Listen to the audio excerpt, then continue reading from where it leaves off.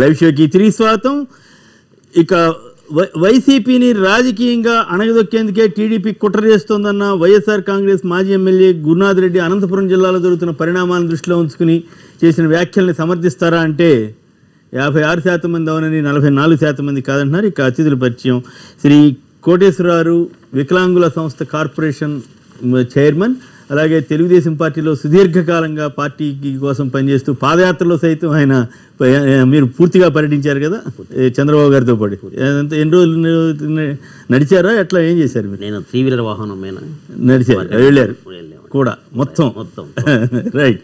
So సైనికుడిలాగా పనిచేశారు. NT Ramarao time నుంచి మీరు పనిచేస్తుంటారు రైట్. ఇక శ్రీ ఎన్విఎస్ఎస్ ప్రభాకర్ గారు, భారతీయ జనతా పార్టీ సీనియర్ నేత, ఉప్పల్ నియోజకవర్గ శాసనసభ్యులు.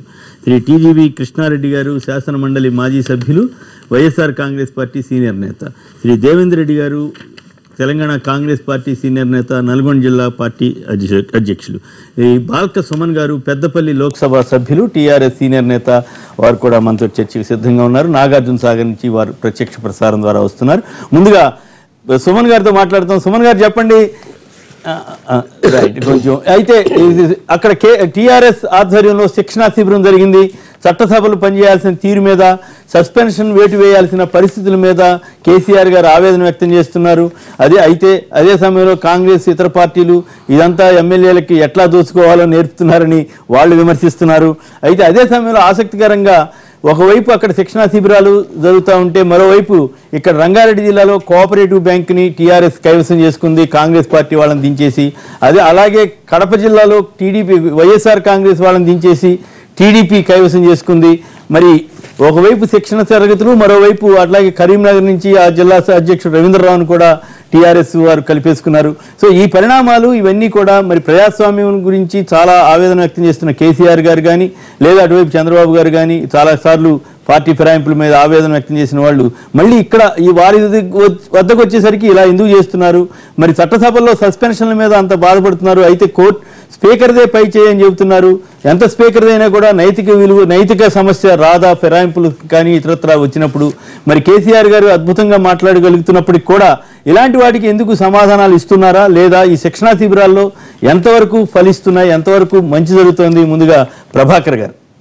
ఇప్పుడు ఒక రాజకీయ పార్టీగా, ఒక అధికార పార్టీగా వాళ్ళ యొక్క శాసనసభ్యులు చాలామంది కొత్త వాళ్ళు ఉన్నారు, పార్లమెంట్ సభ్యులు కూడా కొత్త వాళ్ళు ఉన్నారు. కాబట్టి రాజ్యాంగానికి సంబంధించినటువంటి అంశాలు, శాసనసభ వ్యవహారాలకు సంబంధించినటువంటి విషయాలు, వాటితో పాటు ప్రజాస్వామ్యం, ఇతర ఆర్థిక పరమైనటువంటి అంశాలన్నీ కూడా శిక్షణ చేసుకుంటున్నారు. అది ఆ రకంగా అన్ని పార్టీలు కూడా చేసుకుంటూ వస్తుంటాయి.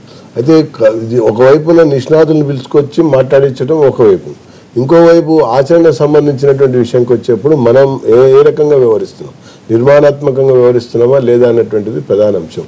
ఈరోజు నిన్న జరిగినటువంటి ఒక శిక్షణలో, ఈరోజు పత్రికల్లో వచ్చినటువంటి విషయంలో శాసనసభ నడిపించడంలో, సహకరించడంలో మరి ప్రమాణ స్వీకారం కంటే ముందుగానే మరి ధర్నాలు కూడా చేస్తున్నారని చెప్పని ప్రస్తావించినట్టు వచ్చింది.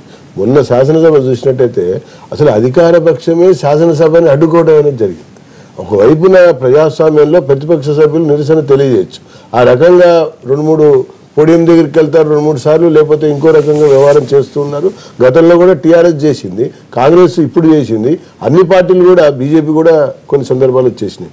అయితే అధికార పక్ష సభ్యులు మార్షల్స్ చేసేటువంటి పనులని వాళ్ళే చేయడానికి ముందుకు వచ్చి మొన్న శాసనసభ అంతా కూడా రాద్ధాంతం జరిగింది. కాబట్టి ఈరోజు కొత్త శాసనసభ్యులు కాబట్టి శిక్షణ కొరకు వాళ్ళలో మార్పు తీసుకురావడం కొరకు చేస్తున్నారేమో అని చెప్పని మనం ఒకటి అనుకోవచ్చు. తర్వాత సభా వ్యవహారాలు అంటే వివిధ రూల్స్, లేకుంటే క్వశ్చన్ అవరు, 0 అవరు, ఏ అంశాల మీద ఏ రకంగా ప్రస్తావించాలి అవన్నీ కూడా మాట్లాడుకుండొచ్చు. అయితే ఒక విషయం ఇక్కడ తెలంగాణ ప్రభుత్వం ఏం చేయాల్సిందంటే అసలు శాసనసభ్యులు అన్ని పార్టీల వాళ్ళకి పెట్టాల్సింది.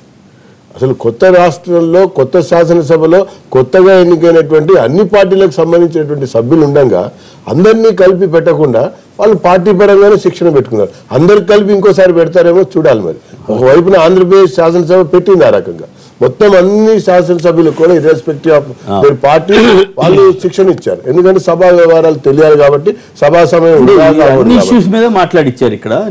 ఇక్కడ పార్టీ శిక్షణ శిబిరమే కాబట్టి మనం దాన్ని ఎంతవరకు ఆలోచించాలనేటువంటి విషయం.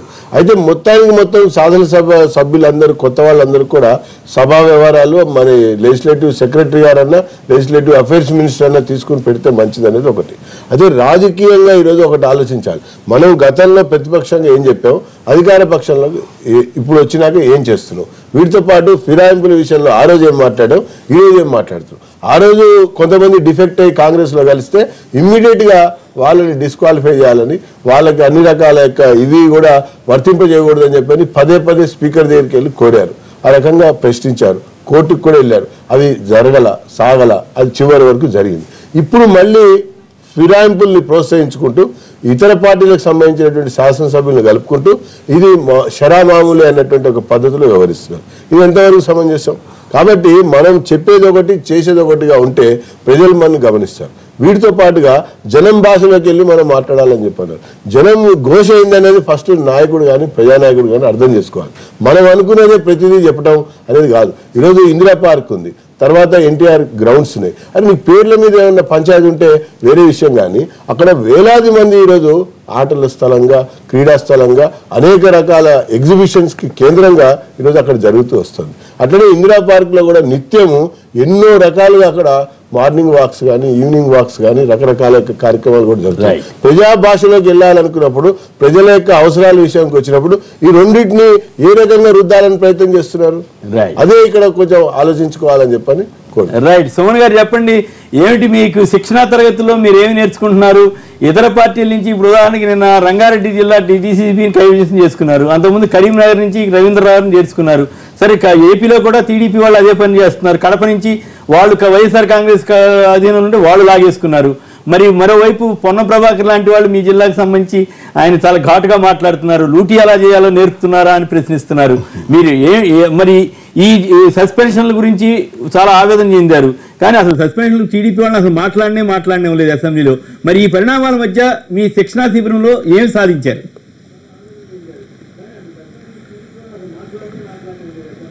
సుమన్ గారు, ముందుగా కొమ్మినేని గారు, మీకు అక్కడ స్టూడియోలో ఉన్నటువంటి మా సోదరులందరికీ నమస్కారం. అయితే మీరు చాలా శరపరంపరగా చాలా ప్రశ్నలు సంధించినారు ఉదయం పూటనే. వాస్తవానికి శిక్షణ తరగతులు అనేటటువంటిది చాలా మంచి కార్యక్రమం. ఎందుకంటే మేము చాలామంది కొత్తగా ఎన్నికైనటువంటి ప్రజాప్రతినిధులం, ఎమ్మెల్యేలం చాలామంది కానీ, మంత్రులం కానీ, ఎమ్మెల్సీలం కానీ, ఎంపీలం కానీ చాలామంది కొత్తగా ఎన్నికైనటువంటి ప్రజాప్రతినిధులం ఉన్నాం.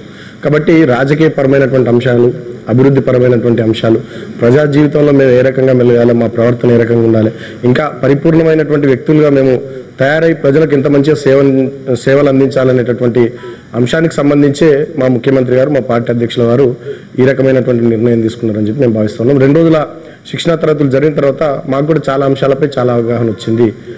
సో అదొక మంచి కార్యక్రమంగా మేము భావిస్తా ఉన్నాం. ఒకటి. రెండవది, మీరు ఇందాక మాట్లాడుతూ చేరికల గురించి అంటా ఉన్నారు. రంగారెడ్డి విషయం కానీ, మా కరీంనగర్ రవీంద్రరావు గారి విషయం కానీ, మేము ఒకటి మాత్రం మేము స్పష్టం చేస్తున్నామండి. టీఆర్ఎస్ పార్టీగా మా పార్టీ అధ్యక్షుల వారు ఉద్యమ సందర్భంలో ఒక పిలుపిచ్చినారు. తెలంగాణ ఉద్యమంలో మాతో పాటు కలిసి రండి అని చెప్పి పిలిపించినారు. తన పిలుపుకు స్పందించి ఆనాడు 2001లో జలదృశ్యంలో మా ప్రస్థానం మొదలైనప్పటి నుండి మొన్నటి 2014 రాష్ట్ర సాధన వరకు ఉద్యమంలో చాలా మంది మాత్రం కలిసి వచ్చినట్టు చేరినారు. ఆ క్రమంలోనే ఈరోజు తెలంగాణ రాష్ట్ర పునర్నిర్మాణం ఇంకొక ఉద్యమంలో సాగుతున్నటువంటి తరుణంలో ఇప్పుడు కూడా మా అధ్యక్షుల వారు పిలిపించినారు. ఆనాడు ఉద్యమంలో కలిసి రాని వారు కనీసం ఈనాడు రాష్ట్ర పునర్నిర్మాణంలోనైనా కలిసి రండి అని చెప్పి పిలిపించినటువంటి సందర్భంలో కింద గ్రౌండ్ స్థాయిలో కూడా చాలా మంది మీద, ప్రజాప్రతినిధుల మీద కానివ్వండి, ఇతర నాయకుల మీద కూడా ప్రజల నుండి ఒత్తిడి వస్తూ ఉంది. తెలంగాణ రాష్ట్ర ప్రభుత్వం కొత్తగా తెచ్చుకున్నటువంటి తెలంగాణ రాష్ట్రంలో అనేక అభివృద్ధి కార్యక్రమాలు, సంక్షేమ కార్యక్రమాలు చేస్తూ ఉంది. కాబట్టి మీరు ఆ పార్టీలో చేరండి, కేసీఆర్ గారికి మద్దతుగా ఉండండి అని చెప్పి ఒత్తిడి వస్తున్నటువంటి నేపథ్యంలో చాలా మంది మా పార్టీలో చేరుతున్నారు. పార్టీలో చేరికలు తప్పేం కాదు, ఎందుకంటే రాజకీయాలు జడ పదార్థం కాదు. రాజకీయం ఎప్పుడు ఒకే రకంగా ఉండదు. అవగాహన వచ్చిన కొద్దీ, చాలా విషయాలు అర్థమైన కొద్దీ చాలా మంది ఇలాంటి కార్యక్రమాలు తీసుకుంటూ ఉంటారు. అది తప్పేం కాదు కూడా. ఇక మూడో విషయం, మా పైన ఏదో విమర్శలు చేస్తూ ఉన్నారు, సస్పెండ్ అయిన వాళ్ళని మాట్లాడలేరు అది ఇది అని చెప్పి. వాస్తవంగా కేసీఆర్ గారు నిన్న చాలా ఒక అద్భుతమైనటువంటి మాట చెప్పినారు. నేటికి చట్టసభల్లో విలువలు దిగజారిపోతూ ఉన్నాయి. చాలామంది గొడవలు చేయడమే ధ్యేయంగా, అరవడమే ధ్యేయంగా, ప్రతిపక్షాలంటే తిట్టడమే లక్ష్యంగా పనిచేస్తూ ఉన్నారని చెప్పి మా ముఖ్యమంత్రి గారు మాట్లాడారు. అట్లా కాకుండా అర్థవంతమైన చర్చ ఉండాలి. గతంలో నేను యువకులు ఉన్నటువంటి సందర్భంలో ఒక గౌతు లచ్చన్న కానీ, ఒక పుచ్చలపల్లి సుందరయ్య కానీ, వావిలాల గోపాలకృష్ణయ్య గారు కానీ ఇలాంటి వాళ్ళ ఉపన్యాసాలు చాలా ఆసక్తిగా వినేవాళ్ళము. అద్భుతంగా అనర్గళంగా చాలా అంశాలపైన వాళ్ళు మాట్లాడేవాళ్ళు. ఇవాళ కూడా సభల్లో చర్చ జరగాలని మేము కోరుకుంటా ఉన్నాం. కానీ వాళ్ళు వేరే రకమైనటువంటి ఉద్దేశాలతో సభను అడ్డుకోవడమే లక్ష్యంగా వాళ్ళు వస్తే మేము ఏం చేస్తామని చెప్పి ముఖ్యమంత్రి గారు నిన్న వాపోయిన మాట వాస్తవం. ఎందుకంటే ఒక ఉదాహరణ మీకు నేను చెప్తా ఉన్నా. మొట్టమొదటి తెలంగాణ అసెంబ్లీ కొలువు తీరినటువంటి సందర్భంలో అప్పటిదాకా 60 ఏళ్ళు మేము పరిపాలించలేదు టీఆర్ఎస్ పార్టీ. వచ్చినటువంటి మొదటి సమావేశాల్లోనే, రెండో సమావేశాల్లోనే తెలంగాణ రాష్ట్ర సమితి ప్రభుత్వం అంతా చేసేయాలని చెప్పి ఏం చేస్తలేదని చెప్పి వచ్చి నినాదాలు చేస్తూ విమర్శలు చేస్తూ ఉంటే అక్కడనే వాళ్ళ చిత్తశుద్ధి ఏందన్నది అర్థమవుతుంది. కాబట్టి అటువంటి పద్ధతి మంచిది కాదని చెప్పి నిన్న కేసీఆర్ గారు చెప్పినారు. ఇక మా జిల్లాకు సంబంధించి కొంతమంది మమ్మల్ని విమర్శిస్తున్నారు అని చెప్పి మీరు మాట్లాడుతూ ఉన్నారు. రాజకీయాల్లో ప్రతి విమర్శలు సహజమే. కానీ సద్విమర్శలు ఉంటే, ప్రభుత్వానికి ఏమైనా విలువైన సలహాలు సూచనలు ఇచ్చే తీరుగా ఏమైనా సద్విమర్శలు ఉంటే ఖచ్చితంగా మేము వాటిని స్వీకరిస్తాం. ప్రభుత్వ కార్యక్రమాల అమల్లో, అభివృద్ధి సంక్షేమ కార్యక్రమాల అమల్లో వాటిని పరిగణలోకి తీసుకుంటాం. కానీ తిట్టడమే, ఇందాక నేను చెప్పినట్టుగా విమర్శించడమే లక్ష్యంగా, తిట్టడమే లక్ష్యంగా మా పైన విమర్శలు చేస్తే ఏం చేస్తాం చెప్పండి. కాబట్టి మేము అంటున్నాం సమాజంలో ఇతర వర్గాలు ఎవరైనా కూడా సద్విమర్శలు చేస్తే స్వీకరించడానికి మేము సిద్ధంగా ఉన్నాం. 5 ఏళ్ల పాటు అసలు అసెంబ్లీ జరగడం లేదు కదా ఆ రోజుల్లో. ఇప్పుడు అసెంబ్లీ అందుకు భిన్నంగా ఎట్లా ఎక్స్పెక్ట్ చేస్తారు సుమన్ గారు? అంటే ఆనాడు మీరు అర్థం చేసుకోవాలి, ప్రజాక్షేత్రంలో ప్రజల మనసుల్లో ఉన్నటువంటి ఆలోచనల్ని ప్రతిబింబించినారు ఆనాడు మా టీఆర్ఎస్ పార్టీ ఎమ్మెల్యేలు. ఆనాడు ప్రజలంతా ఏం కోరుకున్నారు? సమైక్యాంధ్ర పాలనలో తెలంగాణకు నష్టం జరుగుతూ ఉంది, ఆంధ్రకు సంబంధించినటువంటి అసెంబ్లీలో తెలంగాణకు వాయిసే లేకుండా పోతా ఉంది, తెలంగాణ అంశాలు చర్చిస్తలేరు, తెలంగాణకు అడుగడుగున సీమాంధ్ర ముఖ్యమంత్రులు అన్యాయం చేస్తూ ఉన్నారని ఆనాడు ప్రజలు భావించారు. కాబట్టి మా సభ్యులు ఆనాడు సభలో నిరసన తెలిపారు. ఆనాడు ముఖ్యమంత్రిగా స్వయంగా కిరణ్ కుమార్ రెడ్డి గారు ఏం మాట్లాడారు? ఒక్క పైసా తెలంగాణకు ఇవ్వను, ఏం చేసుకుంటారు చేసుకోకుండా అహంకారపూర్తంగా. అటువంటి సందర్భాల్లో నిరసన ప్రజాస్వామికంగా ఎవరికైనా ఉంటది. మేము అంటున్నదల్లా ఆనాడు ప్రజలు ఏది కోరుకున్నారో దాన్ని చేస్తాం. ఇవాళ ప్రజలు ఏం కోరుకున్నారు? తెలంగాణ రాష్ట్రం కొత్తగా తెచ్చుకున్నటువంటి రాష్ట్రంలో అసెంబ్లీని హుందాగా నడుపుకోవాలి, చాలా సమస్యలు చర్చించాలి, మంచిగా గొప్పగా తెలంగాణ వాళ్ళు ప్రభుత్వాన్ని ఎంత గొప్పగా నడుపుకుంటున్నారో చట్టసభల్ని కూడా అంతే గొప్పగా నడుపుకుంటున్నారని చెప్పి ప్రపంచానికి చూపించుకోవాలని చెప్పి తెలంగాణ ప్రజలు అంటున్నారు. కాబట్టి సభను గొప్పగా నడపాలని మా ముఖ్యమంత్రి గారు అనుకుంటా ఉన్నారు. ఆ క్రమంలో మీరు అబ్జర్వ్ చేస్తే గతంలో ఎన్నడూ జరిగినట్టుగా అర్ధరాత్రి వరకు కూడా చర్చలు జరిగినాయి. చాలా అంశాల మీద చాలా విపులంగా చాలా మంది మాట్లాడినారు. నేను ఇంకొక విషయం కూడా చెప్పదలుచుకున్నా, అక్కడ ప్రభాకరన్ ఉన్నారు మా సోదరులు బీజేపీ ఎమ్మెల్యే గారు. చాలా విషయాల్లో మా ముఖ్యమంత్రి గారు భేషజాలకు పోకుండా, పంతాలకు పట్టింపులకు పోకుండా వాళ్ళను కూడా కాన్ఫిడెన్స్ లోకి తీసుకుంటున్నారు. తెలుగుదేశం వాళ్ళని ఒక్క రేవంత్ అన్న ఆయన ఒక్క మాట మాట్లాడడం లేదు, తెలుగుదేశం ఎమ్మెల్యేలు ఒక్కళ్ళని మాట్లాడడం లేదు. అది ఎట్లా ప్రజాస్వామ్యం అవుద్ది? అది ఎట్లా సహనం అవుతుంది చెప్పండి? అంటే కొమ్మినేని శ్రీనివాసరావు గారు, మీరు పెద్దలు, విజ్ఞులు, మీకు అన్ని విషయాలు తెలుసు. జాతీయ గీతాన్ని అవమానించిన వాళ్ళని కూడా సభల్లో మీరు అట్లనే గొడవ చేయండి, మీరు ఏది పడితే చేసేయండి అని మాట్లాడొచ్చా? ఒక ముఖ్యమంత్రి గారి మీద నిరాధారమైనటువంటి ఆరోపణలు ఎటుపడితే అటు మంత్రుల మీద, ముఖ్యమంత్రుల మీద, ఎవరి మీద పడితే వారి మీద వ్యక్తిగతంగా వారి ప్రతిష్టకు భంగం కలిగేటట్టుగా ఇష్టం వచ్చినట్టుగా ఏది పడితే అది మాట్లాడితే కరెక్ట్? మీరు చెప్పండి. మీరు ఎన్నో సంవత్సరాల నుంచి మీరు ఈ ఫీల్డ్ లో ఉన్నారు, మీకు అన్ని విషయాలు తెలుసు. సుదీర్ఘ అనుభవం ఉన్నటువంటి పాత్రికేయులు వారు మాట్లాడే భాష ఏంది? ఒక ముఖ్యమంత్రి గారిని పట్టుకుని, మంత్రుల్ని పట్టుకుని, ప్రజాప్రతినిధులను పట్టుకుని తను వాడే పదజాలం ఏంది? ప్రాసల కోసం వారు యూజ్ చేసే పదాలేంది? అటువంటి వ్యక్తుల్ని కూడా వాళ్ళు జాతీయ గీతాన్ని అవమానించినా, ఎవరినేమన్నా చట్టసభలో కొనసాగించవచ్చా? మీరు చెప్పండి. అది వాళ్ళకు ఉండాలి. నేను ఇవాళ చట్టసభలో సభ్యుడిగా ఉన్నా, నా ప్రవర్తన ఎట్లుండాలి నన్ను ప్రజలు గమనిస్తా ఉన్నారు.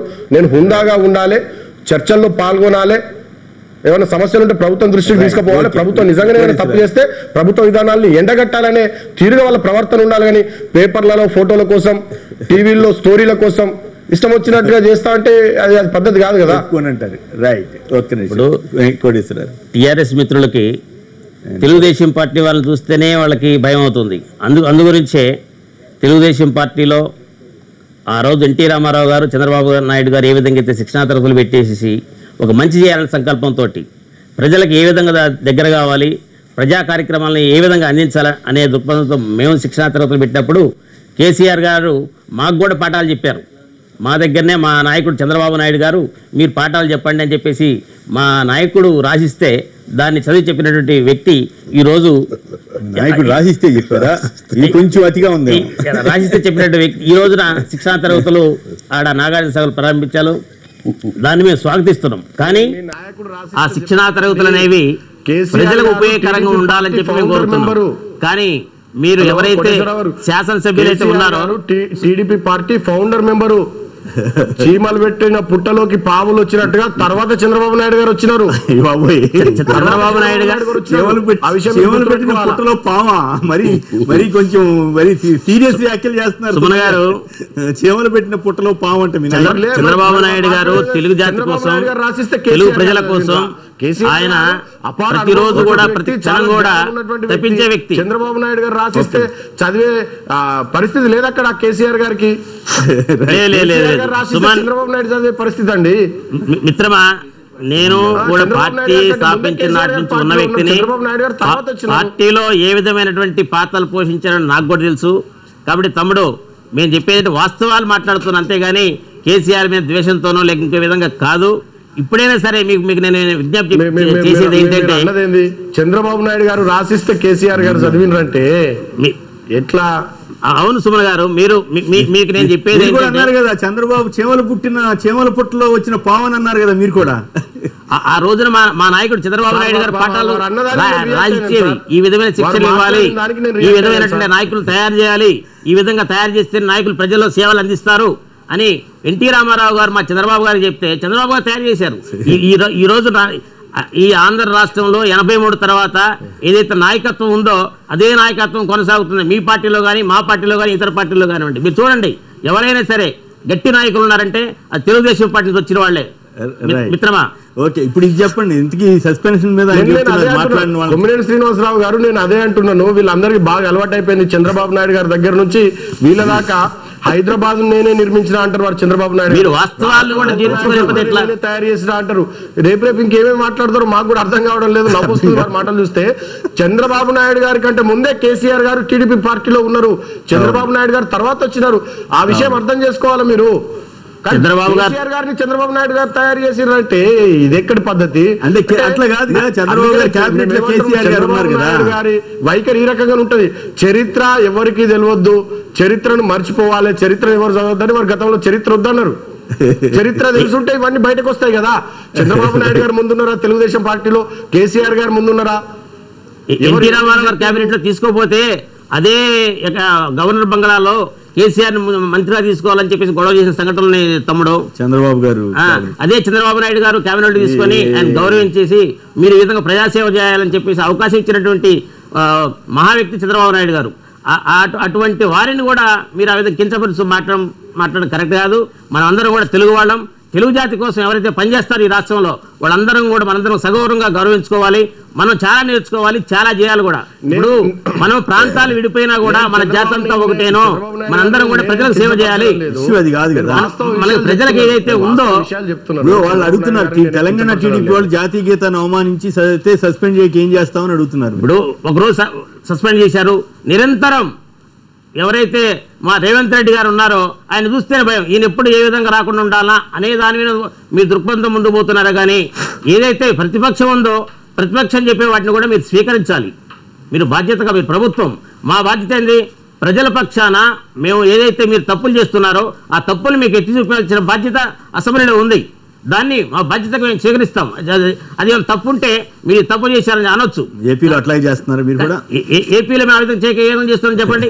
ప్రజలకు అనుగుణంగా ఏదైతే ప్రజలకు అనుగుణంగా ప్రజలకు కావాల్సిన దాని మీద మేము చేస్తున్నాం. రైట్. కృష్ణారెడ్డి గారు చెప్పండి, ఏపీలో అట్లా చేస్తున్నాం, తెలంగాణలో అట్లా చేయట్లేదు అంటున్నారు ఆయన. సుమన్ గారు బాగా వాగ్దాటిగా మాట్లాడారు. మాట్లాడే ముందేంటంటే పూర్వపరాలు ఆలోచించుకొని మనం చెప్పుకోవాలి. ఆయన చెవులు పెట్టిన పుట్టలోకి పవన్ అన్నారు. నేను పార్టీ వైజ్గా మాట్లాడట్లేదు. మరి ఇప్పుడు తలసాని శ్రీనివాస్ యాదవ్ లేకపోతే ఇంకొక కాంగ్రెస్ పార్టీలో వాళ్ళు వీళ్ళందరినీ తెచ్చుకుంటే వీళ్ళందరూ పావులేనా? మరి చెవులు పెట్టిన పుట్టలోకి మరి మీరే చేర్చుకుంటున్నారు. ఇది కాదు కావాల్సింది. మీరు అసెంబ్లీ సజావుగా జరగాలని చెప్పేసి ఇప్పుడు ఆయన చెప్తా ఉన్నారు. గత 5 ఏళ్ళలో మీరు చేసింది ఏమిటి అనేది కూడా ఆలోచించుకోవాలి ఒకసారి. తర్వాత ఇప్పుడు సజావుగా జరగాలంటున్నారు. ఇప్పుడు ఒక పార్టీ వాళ్ళనో ఇంకొకళ్ళనో మాట్లాడొద్దు, పోయినసారి కూడా ఒకసారి క్షమాపణ చెప్పించడం, ఏది చిన్న చిన్న వాటికి కూడా రాద్ధాంతం చేయడం, అది కూడా మీకు కూడా తగదు. కాన్ఫిడెన్స్లోకి తీసుకోండి, మీరు చేసేది చెప్పండి. మీరు చేసేది ఎట్లా ఉందంటే అక్కడ కానీ తెలుగుదేశం ప్రభుత్వం ఆంధ్రప్రదేశ్లో కానీ ఇక్కడ మీరు చేర్చుకుంటున్నారు, అక్కడ వాళ్ళు చేర్చుకుంటున్నారు. చేర్చుకుంటూ మళ్ళీ మీరు ఎందుకు నీతులు చెప్తారు? నీతులు వల్లించేటప్పుడు కనీసం ఒక 50% అయినా మీరు పాటించగలిగితే అప్పుడు ప్రజలకు మేలు చేసిన వాళ్ళు అవుతారు. మాటలు మాత్రం కోటలు దాటుతున్నాయి, చేతులేమో గడప దాటం లేదు. అసలు హామీలు మాత్రం కోట్లల్లో ఉన్నాయి, వాస్తవాలు చూస్తేనేమో చిల్లరంత ఉంది. ఇట్లాంటి పరిస్థితుల్లో చూడవలసింది ఏంటంటే మీరు శిక్షణ తరగతులు పెట్టుకోండి, ఇంకేదైనా పెట్టుకోండి, కానీ అసెంబ్లీలో కానీ లేదా బయట కానీ వాస్తవాలు మాట్లాడి మీరేం చేస్తున్నారనేది మీరు ఆత్మ పరిశీలన చేసుకుని అవతల వాళ్ళని చూడండి. తెలుగుదేశం వాళ్ళు అక్కడ గగ్గోలు పెడతారు, ఏంటి ఇక్కడ మా వాళ్ళందరినీ చేర్చుకుంటున్నారు, అక్కడ ఆయన చేర్చేది ఏంటి? ఇప్పుడు కడపలో మీరు చూస్తున్న DCCBది అందరూ కూడా అధికారాన్ని అడ్డం పెట్టుకుని ఇది చేస్తూ ఉన్నారు. ఇప్పుడు రాప్తాడ్లో జరిగినటువంటి గందరగోళం చూడండి. వైసీపీ కార్యకర్తని మర్డర్ చేశారు. ఎక్కడ? MRO ఆఫీసులో. ఆ MRO ఆఫీసులో మర్డర్ చేస్తే ఆ మర్డర్ చేసినటువంటి ప్రదేశంలో SI గారి నేమ్ ప్లేట్ కూడా ఉంది. అంటే అతను కూడా భాగం పంచుకుని మర్డర్లో చేసినటువంటి అతను వస్తే ప్రమాదం జరుగుతుందని తెలుసు. MRO ఆఫీస్కి పిలిపించారు. పిలిపించినప్పుడు ఇతను చేయవలసినటువంటి సబ్ ఇన్స్పెక్టర్ ఏంటి? అతనికి రక్షణ కల్పించాలి. రక్షణ కల్పించాల్సింది పోనిచ్చి అతను కూడా అక్కడ ఉండి మర్డర్ చేయించేటటువంటి పరిస్థితి ఏర్పడినప్పుడు ఏంటి? అధికారం కోసం అధికారులు ఏది చెప్తే, ప్రభుత్వం ఏది చెప్తే అది అధికారులు చేయటం అనేది కూడా చర్చనీయాంశం కావాలి అసలు. పైగా గురునాథ్ రెడ్డి గారిని ఇవాళ ఇక్కడ అరెస్ట్ చేయడం, అక్కడ అల్లర్లు జరిగితే ఆయన ఇక్కడ ఉంటే అక్కడ అల్లర్లు జరిగిన వెళ్ళారండి. వెళితే అసలు అల్లర్లు జరిగినప్పుడు వీళ్ళందరూ ఉన్నారుగా, ప్రభుత్వ అధికారులు ఉన్నారు కదా, ఎవరెవరైనా తెలుసు కదా. మర్డర్ కేసులో వాళ్ళని అరెస్ట్ చేయకుండా మీరు ఎవరిని చేస్తున్నారు? అల్లర్లు చేసిన వాళ్ళని చేస్తా ఉన్నారు. అసలు ముందు మర్డర్ జరిగినప్పుడు అతని నేమ్ ప్లేట్ అక్కడ ఉంటే అతని తరగా సస్పెండ్ చేశారా, ట్రాన్స్ఫర్ చేశారా, డిఎస్పీ చేశారా? పైగా DGP రాముడు గారు మంత్రి గారు ఇచ్చినటువంటి విందుకు హాజరవుతారు ఇంట్లో. ఏంటండి ఇది? ఎక్కడికి పోతున్నాం మనం? అధికారులు కూడా కొంత సమయం పాటించకుండా మంత్రి గారు పిలిచిందే తడవగానే వెళ్దాం పార్టీకి అని అంటే అసలు గొడవ జరుగుతుంది. అక్కడ గొడవ జరిగినప్పుడు మీరు ఏకపక్షంగా వెళ్ళినట్లయితే ఏ విధంగా పోతుంది అనేది ఆలోచించకుండా మీ ఇష్టం వచ్చిన రీతిలో పోయినట్లయితే కరీంనగర్ నుంచి వెంకటేశ్వర లైన్ లో ఉన్నారు. వెంకటేశ్వర నమస్కారం, మాట్లాడండి. వెంకటేశ్వర నమస్కారం సార్. అక్కడ ఉన్న పెద్దలందరికీ నమస్కారం, మాట్లాడండి సార్. నేను మన పెద్దపల్లి ఎంపీ సార్తో మాట్లాడాలి సార్. సుమన్ గారితో మాట్లాడండి. సుమన్ గారు లైన్ లో. నమస్తే సార్, బాలక సుమన్ గారు. సార్ మీరు ఇందాక చెప్పారు కదా సార్ చరిత్ర అని. మనకి కేసీఆర్ గారిది అసలు ఆయన ఎక్కడి నుంచి వచ్చారు సార్? ఆంధ్ర నుంచి వచ్చారు. అది కూడా చరిత్రే, అది కూడా మీరు చెప్పాలి. అది ఎట్లా మీరు కొత్త పంచాయతీ తెలియాలి, అది కొత్త పంచాయతీ చరిత్ర అని. అదంతా అయిపోయిన చరిత్ర. వర్తమానానికి సంబంధించిన చరిత్ర కరెక్టే, మీరు అందుకు కరెక్ట్ చరిత్ర. Okay, thank you sir. Right, okay. ఇక దేవేంద్ర రెడ్డి గారు మీరు మాట్లాడండి. ఇప్పుడు శిక్షణ కేంద్రాలకు సంబంధించి జరుగుతున్న చర్చలో ఏమిటి మీ ఇప్పుడు ఫిరాయింపుల మీద కానీ ఇతరత్ర కానీ వాళ్ళ శిక్షణ శిబిరాల మీద మీరేమంటారు? పైగా ఇప్పుడు ఇవాళ ఒక వార్త వచ్చింది, మీరు జూబ్లీ హిల్స్ క్లబ్ ప్రెసిడెంట్ అనుకుంటారు కదా, ఇవాళ పేపర్లో ఒక వార్త వచ్చింది. ఏది ఆ పాలక వర్గాల్లో తెలంగాణ వాళ్ళు ఎంతమంది ఉన్నారు, మిగతా వాళ్ళు ఎంతమంది, వాస్తవేనా? ఏదో నోటీస్ వచ్చిందని చెప్పి మరి ఆ స్థానికత గొడవ కూడా ఎంపీ బాలక సుమన్ ఉన్నారు లైన్లో, మీరు మాట్లాడచ్చు.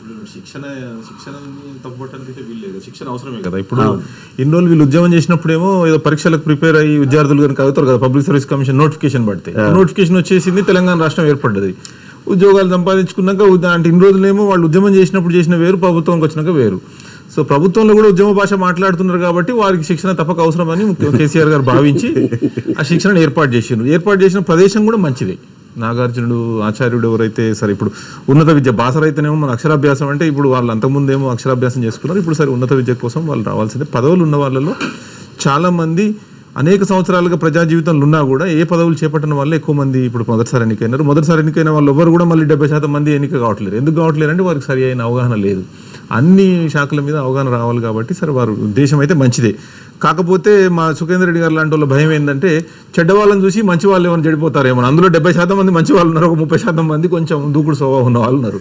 వీళ్ళని చూసి వాళ్ళు చెడిపోతారా అని వాళ్ళు అనుకుంటున్నారు. వీళ్ళేమో ఈ 70% మందిని చూపించా 30% మందిని కూడా సరి చేయాలనుకుంటున్నారు. సరే జూబ్లీహిల్స్ కానీ ఎక్కడ కానివ్వండి. అయితే ముఖ్యంగా ఏంటంటే అవగాహన లేదు అంటే అవగాహన స్థానికత అడిగిన మాట వాస్తవమే, దాంట్లో ఏం తప్పలేదు. అంటే అది హౌస్ కమిటీ మెంబర్స్ అడిగారు కాబట్టి ప్రభుత్వం అడిగింది. హౌస్ కమిటీ మెంబర్స్ని అడగాలని ముఖ్యమంత్రి గారు చెప్పింది నేను అంటలేను. హౌస్ కమిటీలో మెంబర్స్ అట్లాంటి వివరాలు తీసుకోవడం ద్వారా మళ్ళీ కొత్త అభద్రతా భావం ఏంటి దీంట్లో? ఇప్పుడు ఇక్కడ నివసించే వాళ్ళనే కదా మీరు డైరెక్టర్గా తీసుకునేది. ఇక్కడ నివసించే వారే కానీ ఇక్కడ విద్యార్థులకు మరి విద్య అందుతుందా లేదంటే ఇక్కడ పాలకవర్గం విద్యార్థులకి ఏం సంబంధం? ఈ స్కూల్ కదా. జూబ్లీహిల్స్ క్లబ్ లో కూడా అడిగారట కదా. క్లబ్ లో అడగలేదు. జూబ్లీహిల్స్ సొసైటీ కింద ఉన్న 3 విద్యా సంస్థలలో పాలక వర్గంలో ఎవరున్నారు, వారి స్థానికత ఏందని అడిగినారు. దాని వారి ఉద్దేశం ఏముండొచ్చు అంటే ఈ స్థానికత ఏంది, దాంతోపాటు వారు ఆ ప్రాంతం వాళ్ళు అయితే అక్కడ విద్యార్థులకు ఎక్కువ అవకాశాలు ఇస్తున్నారా, మరి భూమి ఇక్కడిది, ఇక్కడ అన్ని వనరులు ఇక్కడి కదా అని అనుకుంటున్నారు. బట్ నేను అక్కడికే వస్తున్నాను. ఇప్పుడు ఎందుకు శిక్షణ అవసరం ఉంది అంటే ఎక్కడ మన ప్రమేయం అవసరం, ఎక్కడ మన ప్రమేయం అవసరం లేదు అని తెలుసుకోగలిగితే బెటర్. ఇప్పుడు ప్రభుత్వాలు కొన్ని ఇప్పుడు సినిమా ఫీల్డ్ వాళ్ళకి ఇచ్చినప్పుడు సినిమా వాళ్ళకి ఇచ్చారు, జర్నలిస్టులకు ఇచ్చినప్పుడు జర్నలిస్ట్కి ఇచ్చినారు. జూబ్లీహిల్స్కి ఇచ్చినప్పుడు 67లో కానీ 72లో కానీ ఇది ఒక హౌసింగ్ సొసైటీ పెట్టుకోమని అమ్మినారు ప్రభుత్వం. అమ్మినాక సొసైటీకి చెందిన ల్యాండ్ని మెంబర్స్కి మధ్యన సొసైటీకి మధ్యన ఇష్యూని ప్రతి ఓపెన్ ప్లాట్గా మాకే చెందుతుంది, ప్రతిదీ మాకే చెందుతుంది అవగాహన లోపంతో అందులో ఉన్న సభ్యులు మాట్లాడినారు. కాబట్టి శిక్షణ తప్పక అవసరం ఉంది. శిక్షణ యొక్క ఇంపార్టెన్స్ ఇప్పుడు నిజంగా కూడా నాకు అర్థమైంది. ఎందుకు అర్థమైందంటే మిగతా 4 సొసైటీలకు దీనికి ఉన్న తేడాన్ని గమనించలేకపోవటం. ఇది హౌసింగ్ సొసైటీకి ప్రభుత్వం అమ్మటం అంటే ఏది ఒక కన్సిడరేషన్ కి మార్కెట్ రేటుకి అమ్మినారు. అమ్మినాక సభ్యులకు అలాట్ చేసుకున్నారు. తర్వాత 40% ప్రభుత్వానికి అప్పచెప్పినాం. ఈ 40%లో మీరు ఏం చేసుకుంటారు చేసుకోండి. రోడ్లు వేసాం, పార్కులు వేసాం. పార్కులలో తీసుకువెళ్ళి సోమేష్ కుమార్ గారు పేదలకు ఇల్లు కట్టిస్తాండి, మాకు అభ్యంతరం లేదు. బట్ బంగారు తెలంగాణ పదప్రయోగాలు చేయొద్దు అనేది మేము. పదప్రయోగాలు అన్నిటికీ పదప్రయోగాలు పనికిరావు. ఉద్యమం ఉన్నప్పుడు పనికొచ్చింది. ఇప్పుడు మీరు వాస్తవాలు చెప్పాలి. ఇప్పుడు 40% ఓపెన్ స్పేస్ పార్కులకు ఉంది, రోడ్లకు ఉంది, విద్యా సంస్థలకు ఉంది. దాంట్లో తీసుకొచ్చి మీరు ఎలా కడతారు? జూబ్లీ సొసైటీలు ఎలా కడతారు? కట్టలేరు కదా. కడతానని చెప్పి అదే అంటున్నారు. మరి ఎట్లా కడతారు? ఇప్పుడు 40% ఓపెన్ స్పేస్ ఇచ్చేసాం, మిగతా సబ్బులై చెప్పి కట్టడంలో అందరి మాయ అందుతాయి అనేది వాళ్ళకి అవగాహన లోపంతో అనుకుంటున్నారు. ఎందుకంటే అది వాళ్ళు కొనుక్కున్నారు. అది కొనుక్కున్నాక 5 సంవత్సరాల వరకు హౌసింగ్ సొసైటీలో ఒకే ఒక నిబంధన ఉంది, 5 సంవత్సరాల వరకు మార్పిడి చేయదు. అంతకుమించి ఏ నిబంధన లేదు. విద్యా సంస్థలలో పాలక వర్గం యొక్క అడిగినప్పుడు మేము మళ్ళీ అడిగాం. ఈ విద్యా సంస్థలు మరి భారతదేశంలోనే ఒక టాప్ 4-5 ప్లేసెస్ లో ఉన్నాయి. మరి వీటి యొక్క స్థానికత ఇప్పుడు ఎందుకు? వాటిని మంచిగానే వాళ్ళు మేము చెప్పాం. కానీ బట్ మేమేం చేస్తామండి, వారు సభ్యులు అడిగారు కాబట్టి, హౌసింగ్ కమిటీ సభ్యులు అడిగినారు కాబట్టి, చట్టసభ సభ్యులు అడిగారు, మాకు అవకాశం లేదని వాళ్ళు చెప్పారు. ఓకే, దీని మీద మళ్ళీ సోమన్ గారితో మాట్లాడడానికి ముందుగా వైఎస్ఆర్ కాంగ్రెస్ రాజకీయంగా అణగదొక్కేందుకే టీడీపీ కుట్ర చేస్తోందంటూ అనంతపురం మాజీ ఎమ్మెల్యే గురునాథ్ రెడ్డి వ్యాఖ్యలతో ఏకీపిస్తారా అంటే 47% మంది అవునని, 53% మంది కాదన్నారు. ఇప్పుడు చిన్న విరామం తర్వాత లైవ్ షో కొనసాగుతుంది.